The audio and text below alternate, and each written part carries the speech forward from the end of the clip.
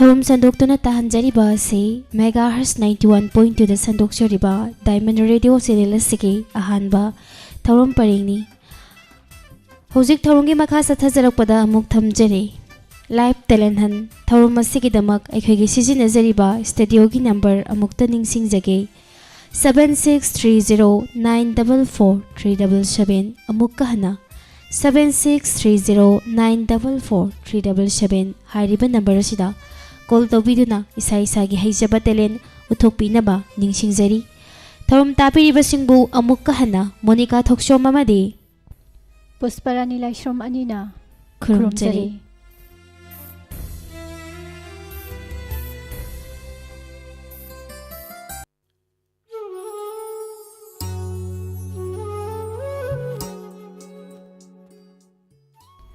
ꯉꯁꯤꯒꯤ ꯊꯧꯔꯝꯁꯤꯒꯤ ꯑꯍꯥꯟꯕ phone call ꯂꯧꯈꯠꯆꯒꯦ꯫ ꯉꯁꯤꯒꯤ ꯑꯣꯏꯅ ꯏꯁꯩ ꯁꯛꯄꯒꯤ ꯈꯨꯗꯣꯡꯆꯥꯕ ꯊꯝꯖꯗꯦ ꯍꯥꯏꯗꯅ ꯃꯌꯥꯝꯗ ꯃꯥꯡꯖꯧꯅꯅ ꯅꯤꯡꯁꯤꯡꯖꯔꯤ꯫ ꯏꯁꯩ ꯅꯠꯇꯕ ꯏꯁꯥ ꯏꯁꯥꯒꯤ ꯍꯩꯖꯕ ꯇꯦꯂꯦꯟꯁꯤꯡ ꯊꯧꯔꯝ ꯑꯁꯤꯗ ꯀꯣꯜ ꯇꯧꯕꯤꯔꯛꯇꯨꯅ ꯁꯔꯨꯛ ꯌꯥꯕꯤꯌꯨ꯫ ꯍꯜꯂꯣ ꯍꯜꯂꯣ ꯑꯩ ꯊꯧꯕꯥꯜ ꯍꯥꯎꯈ ꯏꯅꯥꯔꯦꯟ ꯃꯅꯥꯛꯇꯒꯤ ꯃꯦꯝꯆꯥꯅꯤ꯫ ꯃꯦꯗꯥꯝꯕꯨ ꯇꯔꯥꯝꯅ ꯑꯣꯛꯆꯔꯤ꯫ ꯀꯔꯝꯕ ꯏꯁꯥꯒꯤ ꯍꯩꯖꯕ ꯃꯌꯥꯝ ꯄꯨꯟꯅ ꯇꯥꯃꯤꯟꯅꯁꯤꯒꯦ?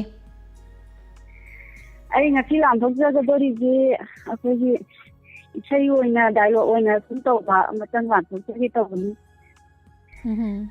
ꯑꯗꯣ ꯏꯁꯩꯁꯤꯗꯤ ꯌꯥꯝ ꯁꯥꯡꯅ ꯏꯁꯩ ꯑꯣꯏꯅ ꯃꯄꯨꯡ ꯑꯣꯏꯅ ꯇꯧꯕꯤꯕꯗꯤ ꯃꯦꯗꯥꯝ ꯁꯨꯝ ꯏꯁꯩꯒꯤ ꯊꯧꯔꯝꯁꯤꯃꯗꯤ ꯅꯣꯡꯃꯥꯏꯖꯤꯡꯒꯤꯁꯤꯗ ꯌꯥꯎꯗꯕꯅꯤꯅ ꯑꯗꯨꯝ ꯗꯥꯏꯂꯣꯛꯇꯨꯗ ꯃꯇꯦꯛ ꯑꯣꯏꯕ ꯑꯗꯨꯝ ꯏꯁꯩ ꯍꯥꯞꯄꯤꯔꯒꯀꯣ ꯇꯥꯃꯤꯟꯅꯁꯦ꯫ ꯑꯍꯥꯟꯕꯗ ꯇꯥꯕꯤꯔꯤꯕ ꯔꯦꯗꯤꯑꯣ ꯇꯥꯕꯤꯔꯤꯕ ꯑꯍꯜ ꯂꯃꯟ ꯂꯥꯏꯒꯨꯁꯤꯡꯕꯨ ꯑꯩꯅ ꯉꯁꯤ ꯂꯥꯟꯊꯣꯛꯆꯒꯗꯧꯔꯤꯕ ꯏꯁꯩ ꯑꯁꯤ ꯏꯁꯩ ꯈꯔꯗꯤ ꯌꯥꯎꯖꯕ ꯇꯥꯔꯦ꯫ ꯑꯗꯣ ꯑꯍꯥꯟꯕꯃꯛꯇꯗ ꯈꯨꯔꯨꯝꯖꯒꯦ ꯏꯁꯩ ꯑꯁꯤ ꯇꯔꯦꯝꯅꯕ ꯀꯩꯒꯨꯝꯕ ꯑꯃ ꯇꯧꯕꯗꯒꯤ ꯑꯩ ꯄꯨꯛꯅꯤꯡꯒꯤ ꯅꯨꯡꯉꯥꯏꯕ ꯑꯃꯗꯒꯤ ꯉꯁꯤ ꯄꯣꯊꯥꯕ ꯑꯣꯏꯅ ꯂꯥꯟꯊꯣꯛꯆꯒꯦ ꯇꯧꯕꯅꯤ꯫ ꯑꯗꯨ ꯇꯥꯕꯤꯔꯤꯕ ꯂꯥꯏꯒꯨꯁꯤꯡꯅ ꯇꯔꯦꯝꯅꯕꯅꯤ ꯍꯥꯏꯅ ꯈꯟꯕꯤꯒꯅꯨ꯫ ꯑꯍꯥꯟꯕꯗ ꯂꯣꯡꯆꯒꯦ꯫ ꯍꯧꯕꯤꯔꯁꯦ꯫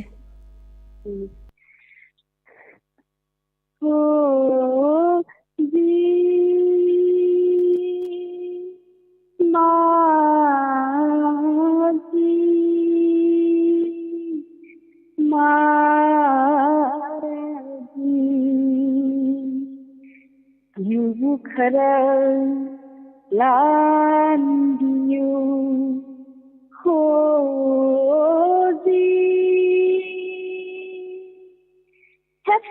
कना ओइगबा असुक थेंखबा अहिंग नसिदा माजी माजी हायना यु खरा लांदियो हायना कौरिबसिदी कना ओइगबा मखोलसु ओंथोकना नुंसिख्रेदा बाबा बाबा हौगलो बाबा हौगलो असोम थंग सुरो धनी गंगा वांगनदने बाबा मखोन सी खबर ने मखतने बाबा यु खरा लांदियो हायना यु खरा लजगे हायना कौरे इने बाबा हौगलो बाबा हौगलो हे हे हे बेबी तरा गनना मुरु मुरु सोले देबो अतेंगो हिंग असिदा बाबा हौगलो बाबा मपानदने बाबा असोम थंग सुरो धनी गंगा वांगनदने बाबा मखोन नुंसी खबा खोंजेल अमखुतना यु खरा पुबी लांथोपियो हायदनने यामना तोयना कौरी बाबा खरा लांथोपियो सिबा बाबा करी हायबा असुक थें खबा अहिंग असिदा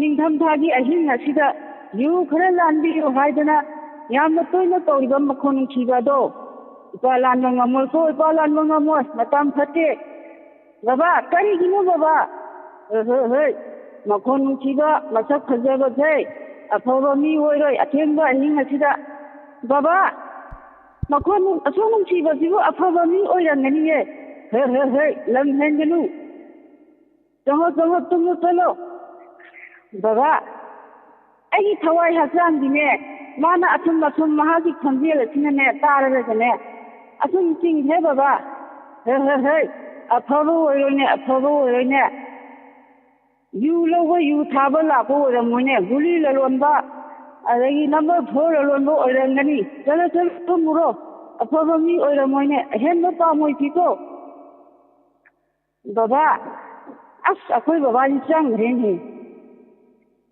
ओ जी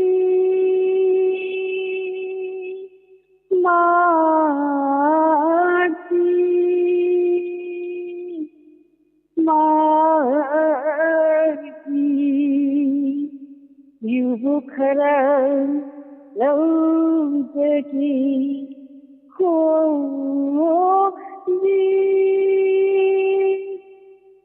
तो अमुसु तौरबनी से महात माजी माजी हाइबसने आई थवाई हचांग से अथुम अथुम हेता पिंचिबने नगा आनंगु कनानो नचसु खंदे नमी हितागे नचसु खंदे नमी हिखंदे थापना तौरिबा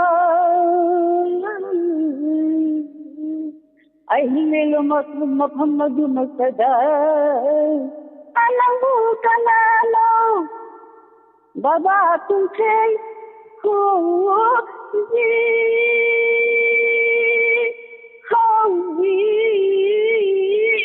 बाबा तुमसे आईदी बाबा नचु यादे आईदी बाबा नचु यादे आईदी बाबा नचु यादे आईना लांगु सुलंद्रे आईना पुथगु सुलंद्रे अहिंले ओ मफम अदु मसदा अहिंले ओ मफम दुदा हेंखबा अहिंखिदा तोयना कौरिबा आनंगु कनानो महासोय हौजिति अहिं अथेंबा ओरे इंथम थागा ओरे अखोय थोरपा लांथोको नमरोय बाबाना थुयादे नखोय हल्लो थागतचरी मैडम मेमसा याम मतम सांगना अखोयना पिजबनी अदो अखोयगी मयामना दि इसे यावैना खनबिरंबसु याय अदो इसे अखोयगी ही लानबगी मतंग सिदा मैडमना डायलॉग से दुम हापचिनजरगा समजन साजनजरगा दुम तौसलजरे यामना फजखरे दो पुष्पा मिनिट से अखोयना सांगना दुम मिनिट 5 मुक्ति दुम पिजखरे थागतचरी ngasiगी मखा तारकपा लेमहौबा मथंगी थौरमदा मुक सरुक याबियु मतम से अखोयना यामबदा मिनिट 2-3 दगी हेना तौबिगनोना कॉलर सिंगदा दुमा हाइजदुना लाकपने दो मैडम की प्रोग्राम सेना फजमन खिदना हाइतारे अखोयगी माइकेदगी मिनिट 2 हेना हापजरे मिनिट 5 हेंतोखरे दो लोइसिंदबा सरुक से मथंगी खुदोंग चाबदा मुक खुदोल तंबियु थागतचरी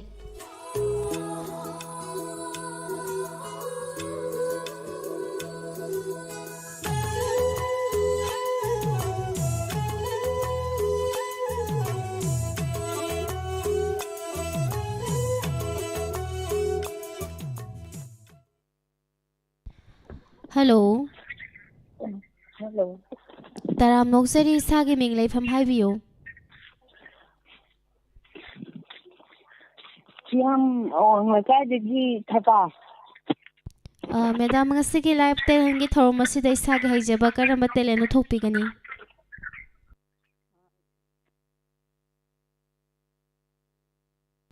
हेलो ताई इसे सकपदी यादे इसे सकपगी यादे तो पैसा की हजब तेले लेबिब्रो करीबम तक हंदिरोबा इसे सकपगी ओइरगदी खुदोंग चाबा लेजदे अतो इसागी अतोपा हजब टैलेंट सिंग उथोक पीबा ngambigedra हाइबियो ओ अदुदि एई कन तो जसगी नो ड्रामागुम तौबगी हजलो अदु मथंगी दोइना दुम तौजे आई थागतचरी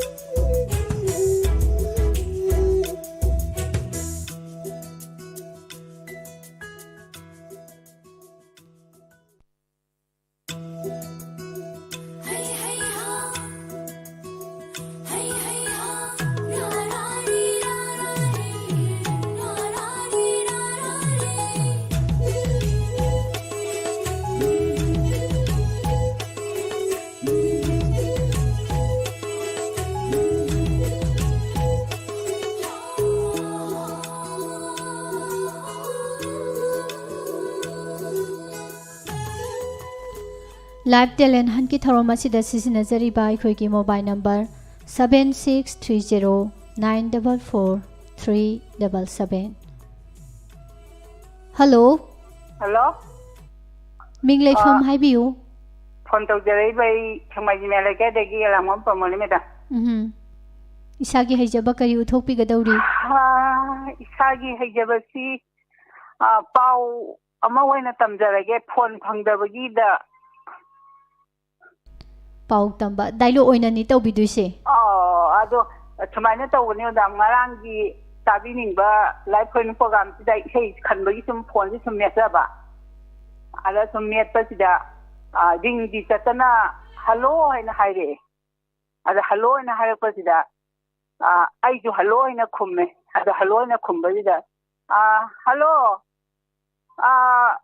Kaksengi mamara haina hai aiju saungum kaigum phone phangdabai saungda leibadida mane Kaksengi mamane kari haige haina hai adai man hai digini pagina toradi maidada aina phone tore amta haibiyo hai aiju saungmangina to ngamoi maida gaiga yamna lapnai nakhoi sen phone da adum haino aingondda pakon thirakanu ai khoidau yamna thawgali haina hairaganda phone du dot muthallaga thame adai amu phone ji sum isei thambe sum meta da mathang da mu hello aina mu haire ding ji super takti aina jo hello aina mu haire aduga ima Paren kharangana lao ima la kanena na sulupa na ngali ba sakre khangana lao aina hoi phajana thonga mo la age na haire midam ji loi jage Ahanbagise crossing chatpa male call tawbada crossing chatpa se dum nokning yam thengne hai tare Monica Thagachari ima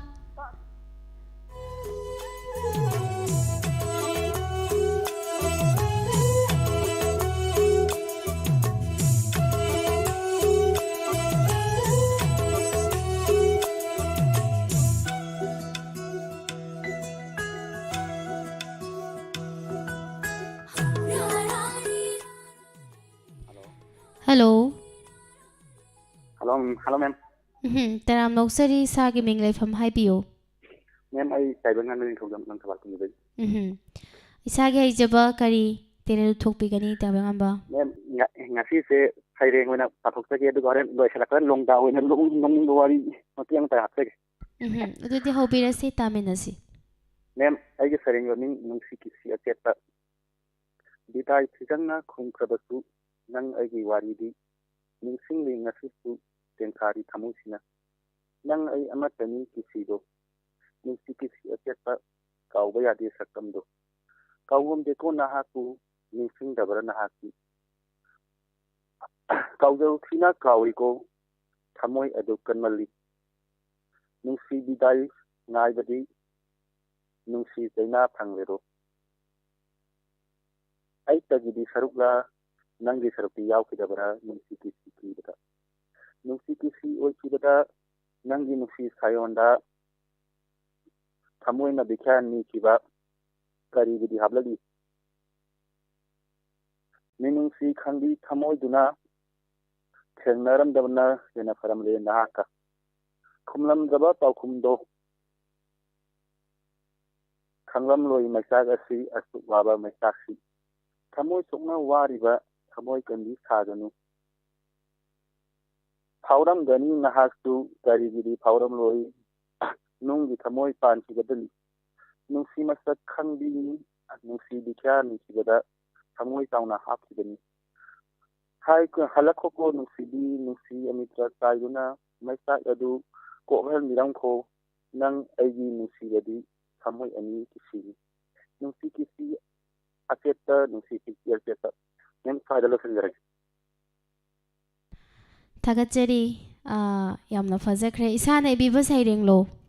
mane me Kana gumbi amada hainingba mali ko sairingi mekse. Happy. Ma'am, semain tahu yang ahan nama lang kena lagi bus parking lagi kakalak ada juga bus conductor itu semain hai ban ibu ngo kalau melang kai dah kambi ramu hai ban ada bus itu tahu wasam hawa ida tahu bahaya hawa mungkin mangat tu lagi ini conductor jadi nanggan dah hanu bisa thar ke ibu ngo ꯈꯥꯕꯝ ꯂꯝꯈꯥꯏꯗꯕꯨ ꯌꯧꯒꯗꯕ ꯀꯌꯥꯝ ꯋꯥꯠꯂꯤꯒꯦ ꯁꯦꯠꯁꯦ ꯑꯗꯨꯝ ꯊꯥꯖꯥꯅꯤ ꯑꯗꯒꯤ minute 5 ꯉꯥꯛꯇꯪ ꯂꯩꯔ ꯁꯨꯝ ꯁꯦꯠꯁꯦ ꯁꯨꯝ ꯊꯥꯕꯗ ꯀꯟꯗꯛꯇꯔꯁꯤꯅ ꯏꯃꯥ ꯌꯧꯗ꯭ꯔꯤ ꯌꯧꯔꯒ ꯈꯥꯝꯒꯦ ꯁꯨꯝ ꯍꯥꯏꯕꯗ ꯑꯅꯨꯕꯤꯅ ꯁꯨꯝ ꯍꯦꯟꯒꯠꯂꯛꯇꯅ ꯀꯟꯗꯛꯇꯔꯁꯦ ꯂꯥꯁꯇ ꯁꯥꯎꯔꯛꯇꯅ ꯏꯃꯥ ꯈꯥꯕꯝ ꯂꯝꯈꯥꯏ ꯌꯧꯒꯗꯕꯗꯤ ꯋꯥ ꯌꯥꯝ ꯋꯥꯠꯂꯤ ꯁꯤꯗꯤ ꯑꯩꯒꯤ ꯅꯪꯒꯟꯅꯤ ꯍꯥꯏꯕ ꯌꯥꯅꯤ ꯅꯪꯒꯟꯗ ꯈꯨꯄꯥꯛꯅ ꯁꯦꯠꯁꯦ ꯁꯨꯝ ꯊꯥꯕꯗꯨꯗ ꯊꯥꯒꯠꯆꯔꯤ ꯊꯥꯒꯠꯆꯔꯤ ꯁ꯭ꯋꯥꯏꯗ ꯂꯣꯏꯁꯤꯟꯖꯔꯒꯦ ꯅꯦꯠꯋꯥꯛ ꯈꯤꯇꯪ ꯅꯨꯡꯉꯥꯏꯇꯕ ꯃꯥꯜꯂꯦ ꯊꯥꯒꯠꯆꯔꯤ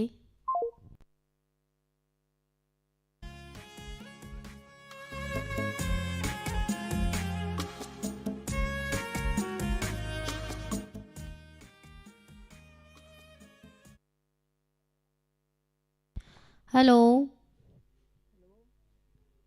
Hello. Taram Noksari isagi ming lefam haibiyo.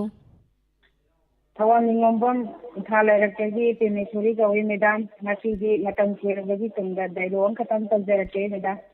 Hobirase dude. Hawjarage madam. Ai dije mapaw khatam tambirange mana diamond di thomda tamjarakan hawjarage.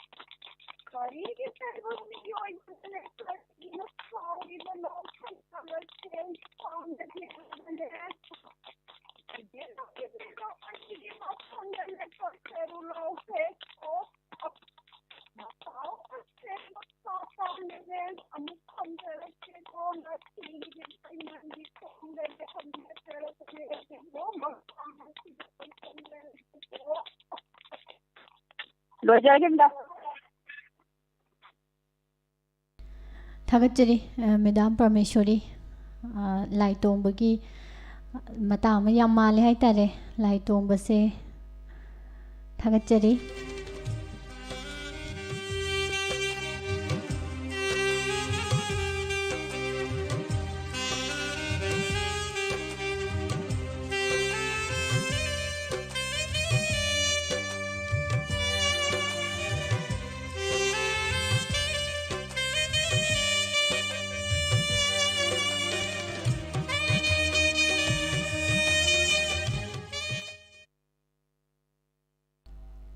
Hello. Hello. Line si phong na bangam jadre.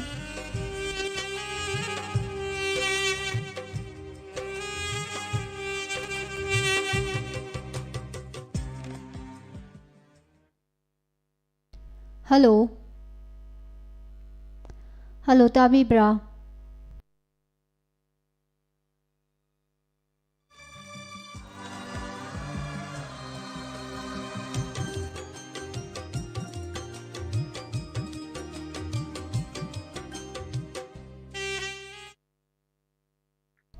Hello. Hello, Tazari, madam. Madam, phone to the very Kango Marang Polica, the different cycle, madam. Sar Suranzo nga si muk thingna jaba yam nungaije. Isagi haijaba nga si di mayam da kari lan thokpi dorige. Nasi asi akoigi Manipurgi adumlaba warida mayek lana idun lehoraba adumlaba nupilan akoi ima ibel sing na matamnuda koi sokna hiba chak tang bagi akoi chaba phangnabagi dabakta da sokna hiba lani matangda dialogue lila dagi lokotaraga matek matang odon tamjage Hoi yam nungai gani thagachari sir adudi taminasi. So he like we are also David putting on an vegan.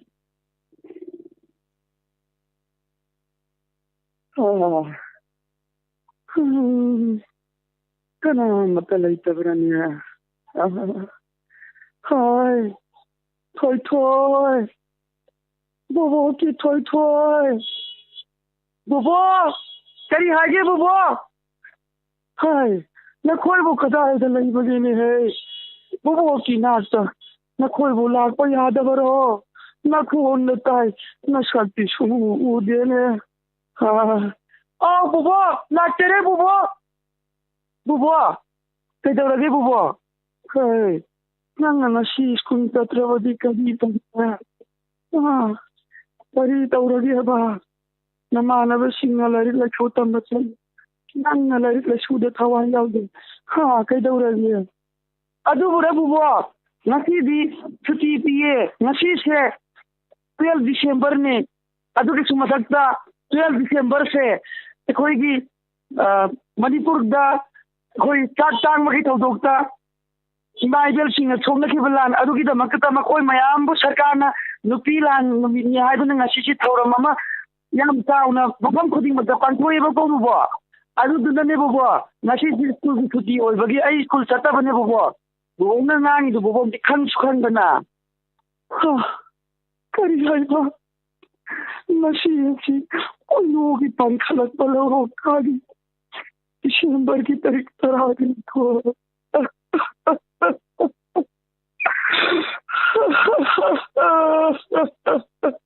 Kari ba? Sutoy. Kari ba? Nasiyasi December ki tarik taragin ko. Ba? Bubo, kaigino bubo na nasi nupila nung ini December ki tarik taraga ni toy ni haraga asuyam thamoy sona ka pisina koi bubo singa or male hai ang hobi matam do da niya matam do da sona kibalan do bubo koi mani niya matam do ita sabi koi mayama do noy na lai ba yaunak Maduda si yada na lehori ba se ay khatte ngai ba ni ne thoi kari haiba bubo koi bo nupilan thong na ba yawi haiba adudi nupilan gi maramda bubo wari libiyo yam taningi bubo shu thoina wari taningi haiba soi thana lige wari horage ko tung tung tung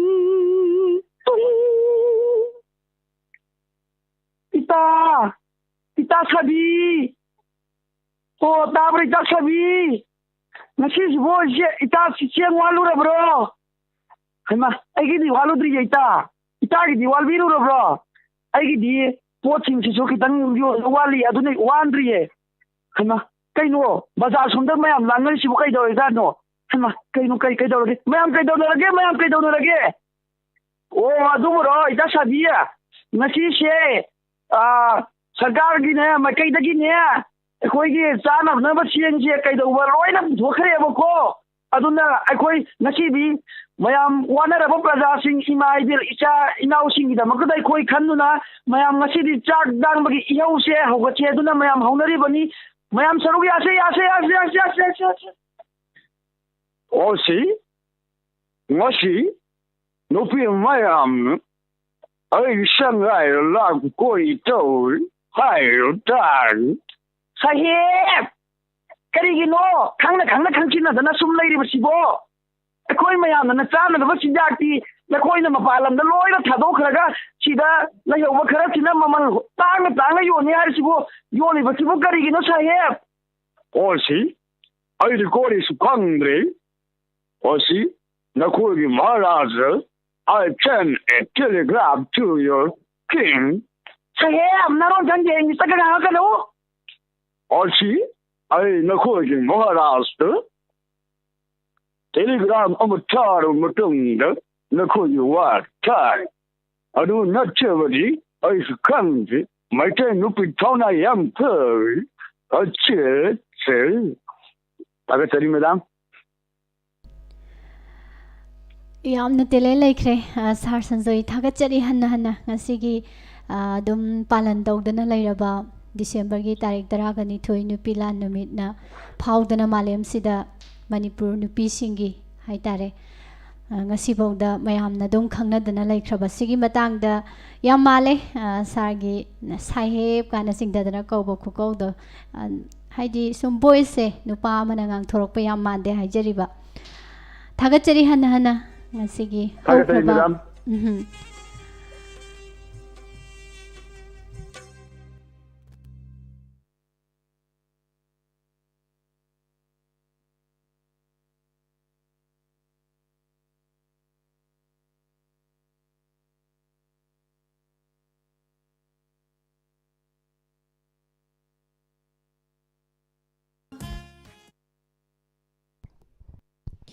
Hello. Hello. Taram Noksari Sagi Ming Leifam Haibiu. How some of my electric Hamaman and Dinada?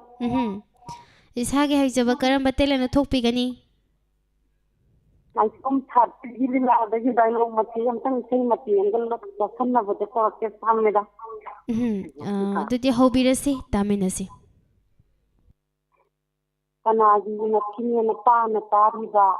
Amutang in the Pada Yata. San, swimming the light party in the Sandian Yadra, Mapansida, say the material and Tangan Coke.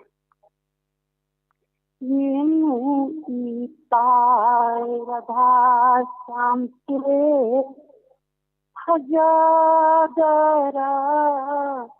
Yenzahoro You Radha Samse Kanadi and the new song, you must read in the community of TV.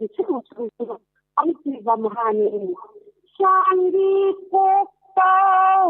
Wahom Visura Radha Ikuta Asanga Tamban Yenzahoro Yin Ita Radha Samse Shangi Pota Asanga Sura Radha Dikutta Hanagi Tamban Shyam Dikutta Nanti Babanti Radha Dikutta Asanga Tamban Yenzahoro Yin Ita Radha Shyamse Karom the Yasanga Tamban Mama Nahang Namhosa Nahauri the Pataban Gason Chiza. Oh, Kadom the Gino, Lumaga Tabira Missing, Tabira Missivo, Honey Panchida, Na, and I'm talking like party when the Gansangia, the La, Mapan, the lady, and lady, don't Chiza. Hadi Patalan for Langsam of the Hundred Chiza.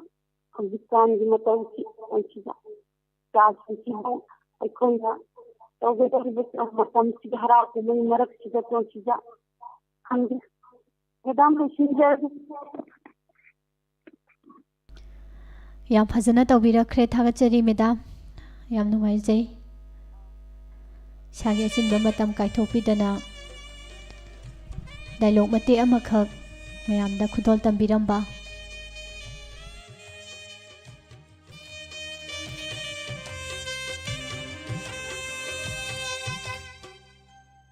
Monica makha tarakpasidi angangi thoromsu leibanina kolar ama ani khudong chaba pijaraga makha tarakpada angangi thorom amo taminasi. Hello.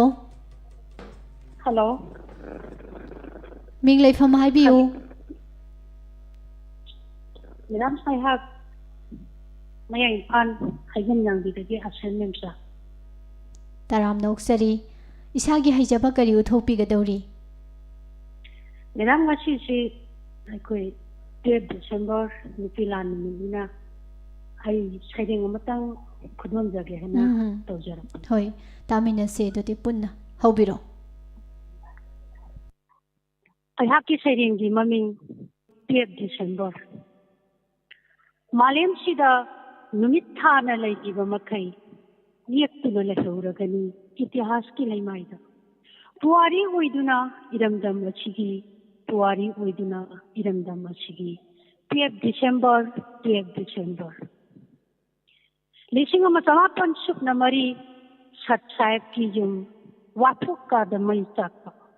May subo ni sakkang haudraga ni cham yam da wathaisan yumthong gi ni pathok arai bothok ano chadabadi genda thamna ba hukum thok maram chadaba hukum gi mayo ki andlonda ninghan nabalaitna li chingkibi thona pharabi maitai ima samujawbi chawbi leino ahanba ahimsa pambai hauduk lambising ningsingli lakpasida 3 December na ningsingli lakpasida 3 December na cheng khya kharkhaki ki khujok chinthaki cheng khya kharkhaki ki khujok chinthaki ninghan nada sangin mangda mayuk nakibi thauna leirebi maitai imasing khumchang ongbi yainobi devi Lucky Jawi, Angang Jawi,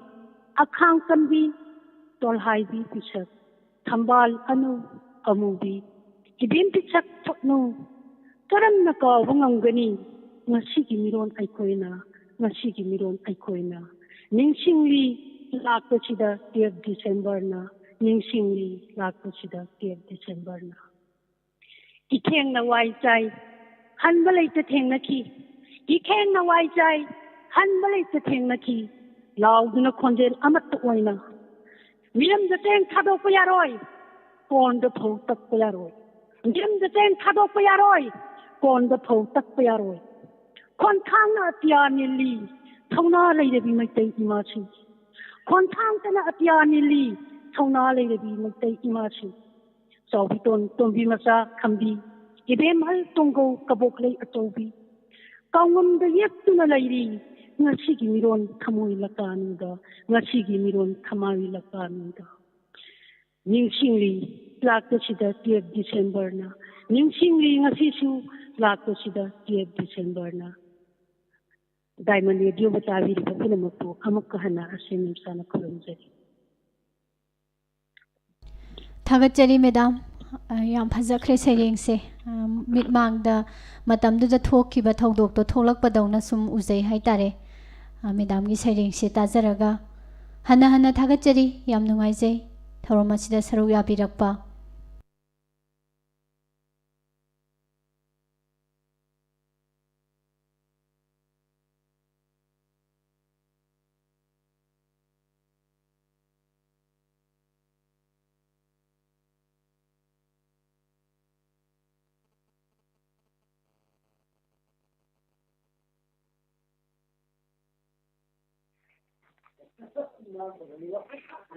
Hello. Hello. Hello. Taram noksari sagi ming leifam haibiu. Madam, I Thabani Mundagi Lukoini, madam. Sagi haijaba karamba teleno thokpi gadori. Pigi Laina Puba Sigi Matanga. Hijak. Lanthokpiu. Sarna thorom asigi aroiba caller ni. Hopirasi sar taminasi. Madam. Mi Mankiba Laina Puba. Natraga Heloi Taritna. Mi Paduna Puba. Toglagadi. Asigumba Laishon Pinsol Solgani. Paisong Sing Haibirami. ꯃꯐꯝ ꯑꯁꯤꯗꯤ ꯇꯥꯏꯕꯪ ꯃꯤꯒꯤ ꯃꯐꯝ ꯑꯣꯏꯕꯅꯤꯅ ꯆꯤꯡꯎ ꯂꯩꯌꯥꯝ ꯂꯩꯈꯣꯏ ꯂꯥꯏꯒꯤ ꯃꯐꯝꯗ ꯂꯥꯏꯍꯟꯐꯝꯗ hello ꯑꯗꯨꯒ ꯇꯥꯏꯕꯪ ꯃꯤꯑꯣꯏꯕ ꯅꯍꯥꯛꯁꯨ ꯃꯥꯡꯈꯤꯕ ꯅꯨꯄꯥ ꯑꯗꯨ ꯃꯤꯒꯤ ꯂꯩꯐꯝꯗ ꯃꯤꯍꯟꯐꯝꯗ ꯍꯜꯂꯛꯂꯣꯀꯣ ꯅꯥꯇꯩꯐꯝꯗ ꯇꯤꯜꯂꯣ ꯂꯩꯋꯥ ꯌꯩꯋꯥ ꯑꯁꯤ ꯁꯣꯜꯂꯕꯗꯤ ꯇꯤꯟꯌꯦꯠ ꯂꯥꯏꯌꯦꯠꯂꯝꯕ ꯂꯩꯅꯥ ꯀꯣꯟꯁꯤꯜꯂꯝꯕ ꯈꯨꯗꯤꯡꯃꯛ ꯊꯥꯗꯣꯛꯀꯅꯤ ꯂꯥꯏ ꯍꯥꯏꯕꯤꯒꯅꯤ ꯃꯦꯗꯥꯝ ꯂꯣꯏꯖꯔꯦ ꯊꯥꯒꯠꯆꯔꯤ ꯁꯥꯔꯕꯨ ꯍꯥꯏꯅꯤꯡꯉꯥꯏ ꯂꯩꯇꯅ ꯊꯧꯔꯝ ꯑꯁꯤꯒꯤ ꯁꯟꯗꯣꯛꯆꯔꯤꯕ ꯊꯧꯔꯝ ꯑꯁꯤꯒꯤ ꯑꯔꯣꯏꯕ ꯀꯣꯂꯔꯅꯤ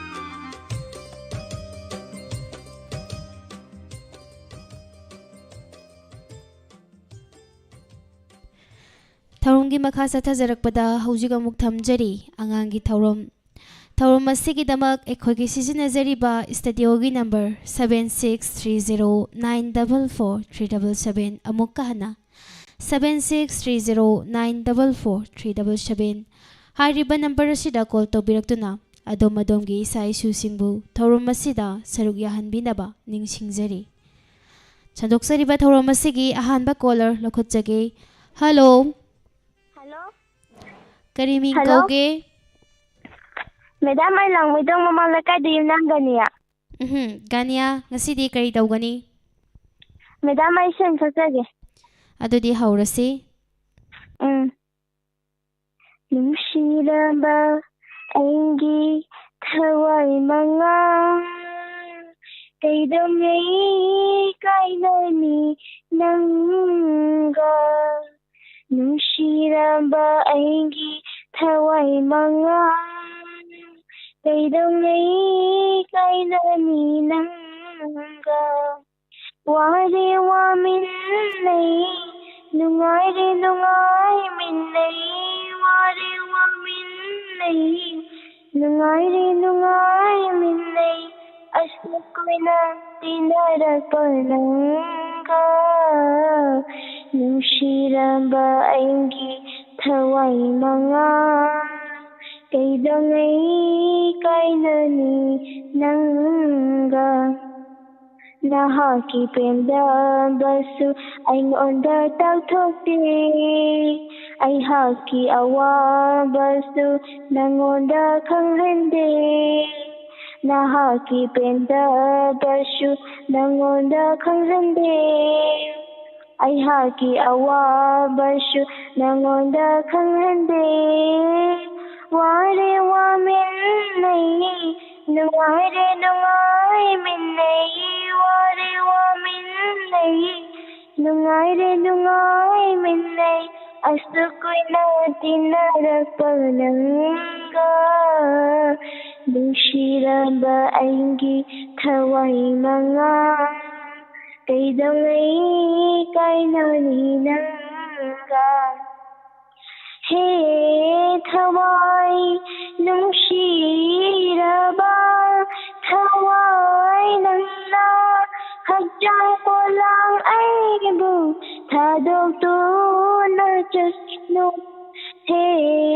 ꯊꯋꯥꯏ ꯅꯨꯡꯁꯤꯔꯕ ꯊꯋꯥꯏ ꯅꯪꯅ hapjar porang aibu thadoktu na chachino panchabut na shamba aingi hapjang porang ni पंचभूतन शाबा आएंगे हजाम पोलावनी मुच्छिनी मालेंद लोमा शोरो नंगशिरंबा आएंगी हुआई मंगा कैदोंगई काइननी नंगा वारे वामिल्लई नुंगारे नुंगाए मिल्लई वारे वामिल्लई नुंगारे नुंगाए मिल्लई असु कोइना तिना दसलंगा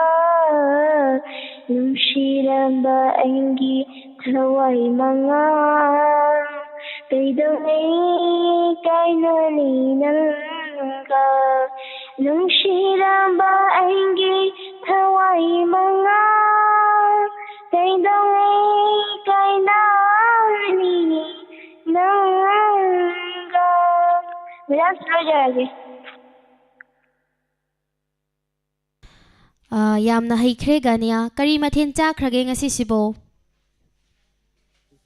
nupi lang ta hengjang siro hai sibo injang hai la aw hengjang kari chakrage hangbani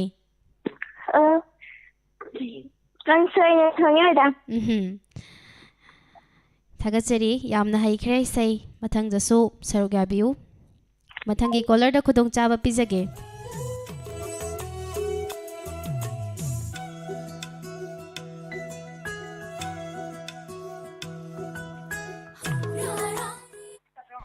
Hello. Hello. Kay ming kauge. Madam phone to directly by test for dagi Sakira.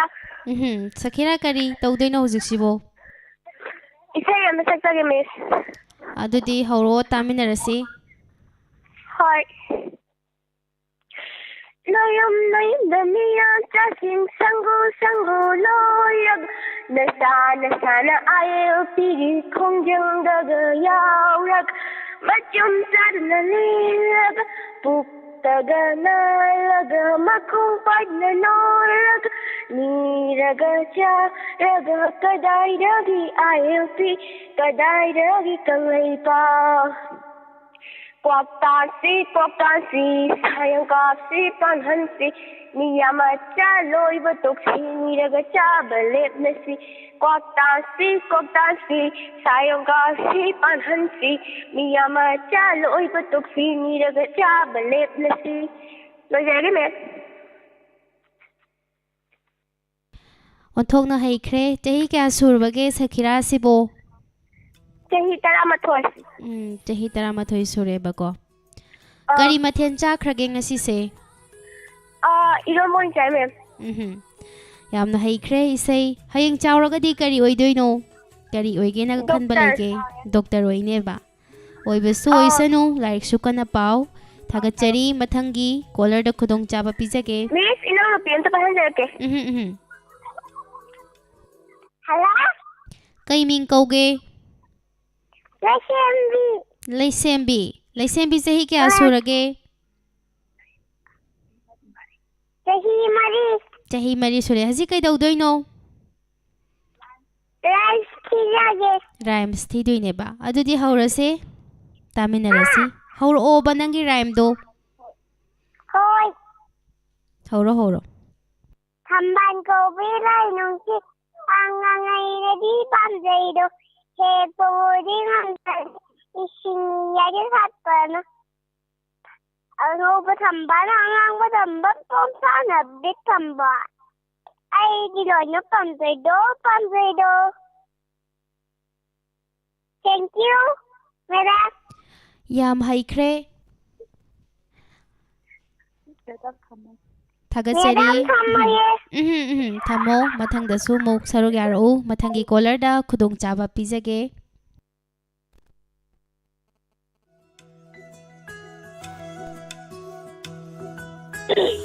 Hello Kay ming kauge Miss Fegulu tagi me na ko je Hauji kai dawdoino Ise entre lage Maya da sahi kya surage 14 adudi haurasi sai taminasi Hoi hajai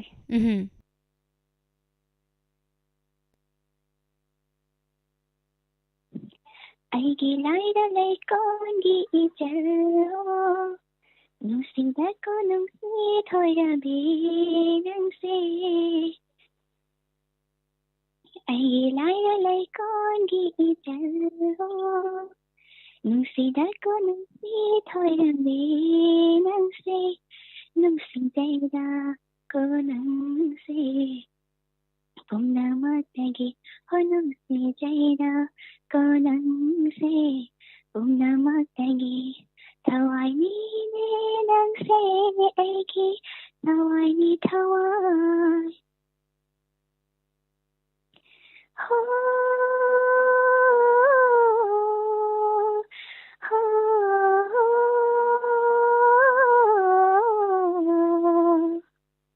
Panhammashu Panimnitabashu Apalhaloi Nangila Bolevi Taibasida Nunjunumsa Awanan Nunjunumsa Awanan Karigi Sintari Vidnuda Pirawa Karigi Sintari Vidnuda Pirawa Kablegano Hanna Kablegano Hanna Aigi Lada Laikongi Ijalo Nungsidako nungsi thoirabi nangse Aigi Lada Laikongi Ijalo Nungsidako nungsi thoirabi nangse Lajare ꯑꯣꯟꯊꯣꯛꯅ ꯍꯩꯈ꯭ꯔꯦ ꯏꯁꯩꯒ ꯇꯝꯕ꯭ꯔꯣ Tamde ꯇꯝꯗꯦꯕꯀꯣ ꯌꯥꯝ ꯍꯩꯈ꯭ꯔꯦ ꯍꯌꯦꯡ ꯆꯥꯎꯔꯒ ꯀꯔꯤ ꯑꯣꯏꯒꯦꯅ ꯈꯜꯂꯤꯅꯣ Isai saken khale ꯏꯁꯩ ꯁꯛꯄ ꯌꯥꯝꯅ ꯐꯖꯩ ꯊꯥꯒꯠꯆꯔꯤ ꯅꯤꯡꯉꯤꯕ ꯑꯣꯏꯕ ꯑꯣꯏꯌꯨ ꯃꯊꯪꯒꯤ ꯀꯣꯂꯔꯗ ꯈꯨꯗꯣꯡꯆꯥꯕ ꯄꯤꯖꯒꯦꯀꯣ ꯑꯗꯨꯗꯤ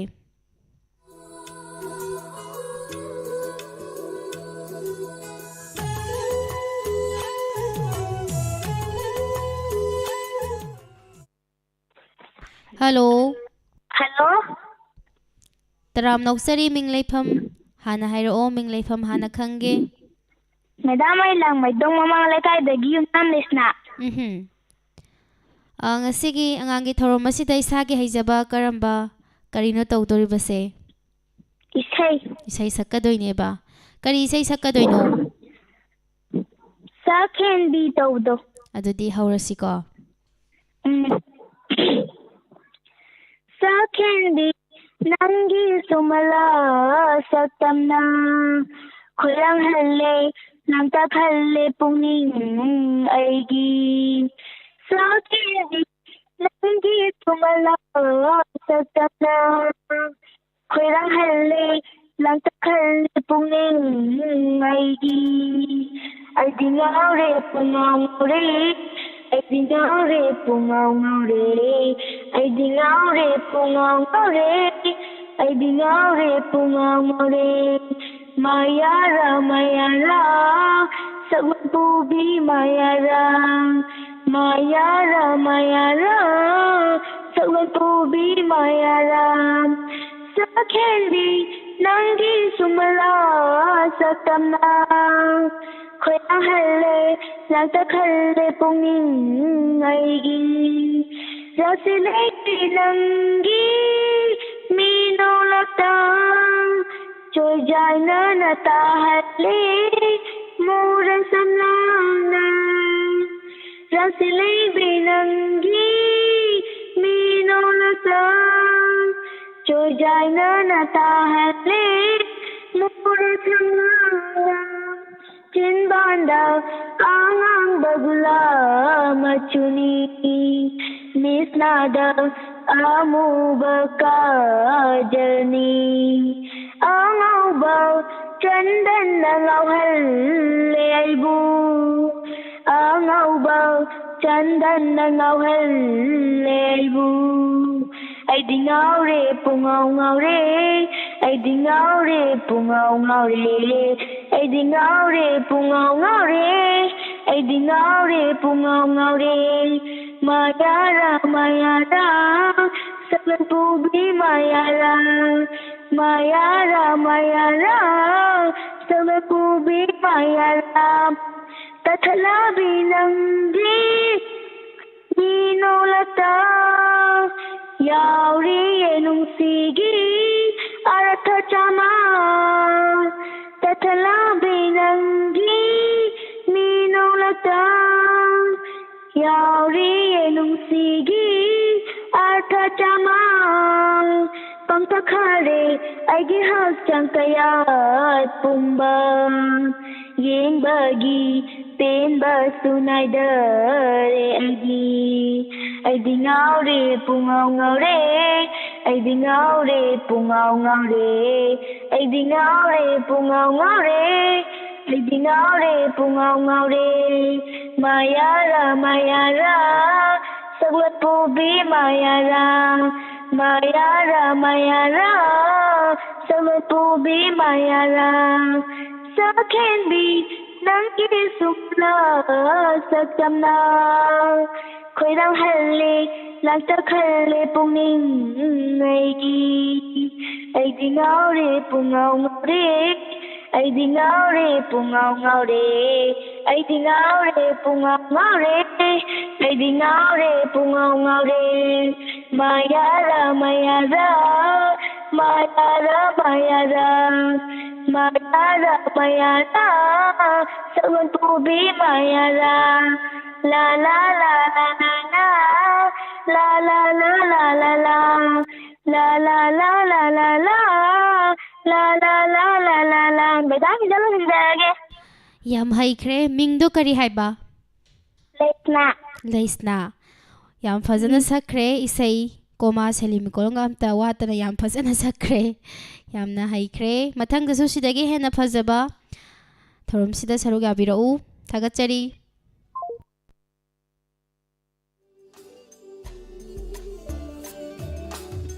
Hello hello kari ming kauge ming leifam ꯇꯧꯖꯔꯛꯏꯕ ꯑꯩꯅ ꯂꯩꯀꯥꯏꯗꯒꯤ ꯂꯟꯈꯣꯝꯕꯤ lan khombi kari tawdoino ꯉꯁꯤ ꯅꯨꯄꯤꯂꯥꯟ ꯊꯧꯔꯝꯒ ꯃꯔꯤ ꯂꯩꯅꯕ ꯏꯁꯥ ꯅꯤꯖꯕ ꯁꯩꯔꯦꯡ ꯑꯃ ꯄꯥꯊꯣꯛꯆꯒꯦ adudi haurasi lan khombi taminasi ꯍꯧꯖꯔꯒꯦ ꯃꯦꯗꯥꯝ ꯑꯩꯅ ꯉꯁꯤ ꯄꯤꯖꯒꯗꯧꯔꯤꯕ ꯁꯩꯔꯦꯡ ꯑꯁꯤꯒꯤ ꯃꯃꯤꯡꯗꯤ ꯄꯂꯦꯝꯁꯤꯡꯗꯨꯒꯤ ꯊꯧꯅꯥꯗꯣ ꯀꯨꯝꯖꯥ ꯀꯌꯥ ꯍꯧꯈꯔꯦ ꯀꯨꯃꯣꯟ ꯀꯌꯥ ꯆꯠꯈꯔꯦ ꯑꯗꯨꯕꯨ ꯑꯀꯥꯎ ꯄꯔꯩ ꯆꯟꯅꯗꯔꯤ ꯊꯧꯗꯣꯛꯇꯨꯒꯤ ꯋꯥꯔꯤꯗꯣ ꯅꯨꯃꯤꯠ ꯊꯥꯅ ꯂꯩꯔꯤꯉꯩ ꯃꯨꯠꯅꯥꯏꯗꯅ ꯂꯩꯍꯧꯔꯒꯅꯤ ꯄꯂꯦꯝꯁꯤꯡꯗꯨꯒꯤ ꯊꯧꯅꯥꯗꯣ ꯇꯝꯊꯤꯔꯕ ꯑꯪꯒ꯭ꯔꯦꯖꯁꯤꯡꯒꯤ ꯅꯣꯡꯃꯩ ꯁꯪꯖꯤꯟꯕꯤꯗꯅ ꯏꯔꯩꯕꯥꯛꯁꯤꯒꯤꯗꯃꯛꯇ ꯊꯧꯅꯥ ꯐꯅ ꯂꯥꯟꯊꯦꯡꯅꯈꯤꯕꯤ ꯄꯂꯦꯝꯁꯤꯡꯗꯨꯒꯤ ꯊꯧꯅꯥꯗꯣ ꯃꯥꯂꯦꯝꯁꯤꯒꯤ ꯃꯃꯥꯡꯗ ꯆꯥꯎꯊꯣꯛꯆꯅꯤꯡꯉꯥꯏꯅꯤ ꯑꯩꯈꯣꯏꯒꯤ thank you sairengse isana ibaneba madam mingdo kari haiba ꯂꯟꯈꯣꯝꯕꯤ lankhombi yamna hai saireng iba chahi kya surage lankhombi ꯆꯍꯤ 13 ꯁꯨꯖꯔꯦ madam chahi 13 khata ngairi saireng ibagi thak si yon thongna wangkhre yamna fazana saruga bikre thagachari mathangasu sidagi henba kaya puduna lau thagachari mathangi collar amada khudong chaba bizage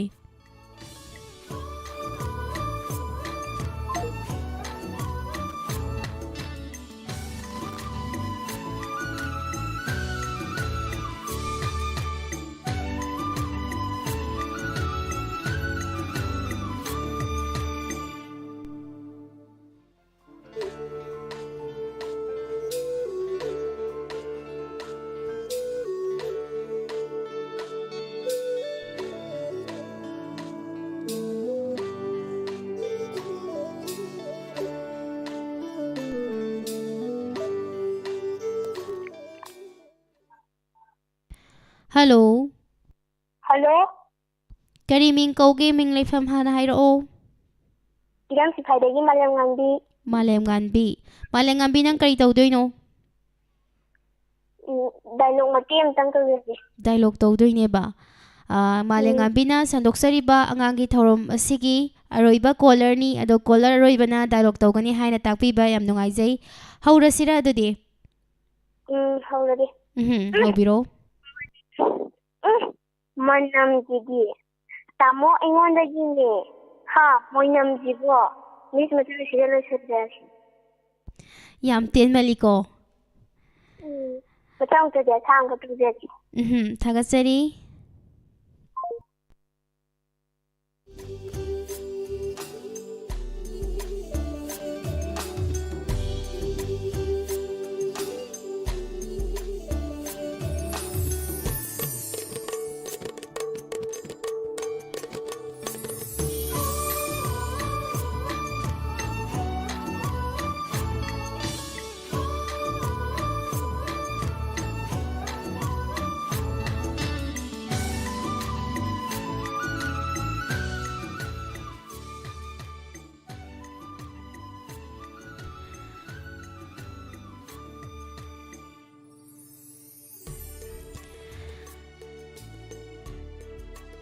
ꯁꯟꯗꯣꯛꯆꯔꯤꯕ life ꯇꯦꯜꯍꯟ ꯑꯃꯗꯤ ꯑꯉꯥꯡꯒꯤ ꯊꯧꯔꯝ ꯑꯁꯤ ꯃꯇꯥꯡ ꯑꯁꯤꯗ ꯂꯣꯏꯁꯤꯟꯖꯕꯒꯤ ꯑꯌꯥꯕ ꯑꯗꯨ ꯂꯧꯖꯒꯦ.